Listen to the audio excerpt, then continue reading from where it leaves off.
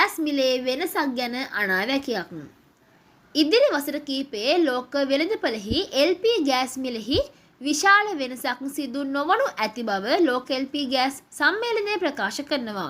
ඒ අධ්‍යක්ෂක David tailor මහතා ප්‍රකාශ කළේ ලෝක වෙළඳපොළෙහි ගෑස් මිල බොහෝ විට මෙට්‍රික් ටොන් එකක් ඩොලර් 600, 700 සහ 800 අගයක පවතිනු ඇති බවයි. කෙසේ වෙතත් එය යලි ඩොලර් 16 සීමාවට නොයනු ඇති බව ඩේවිඩ් ටයිලර් මහතා පෙන්වා දුන්නා. ලාෆ් ගෑස් ආයතනයේ නිලධාරීන් සමග පැවති හමුවකදී ලෝක LP ගෑස් සම්මේලනයේ අධ්‍යක්ෂක ඩේවිඩ් ටයිලර් මහතා මෙම අදහස් ප්‍රකාශ කර තිබෙනවා.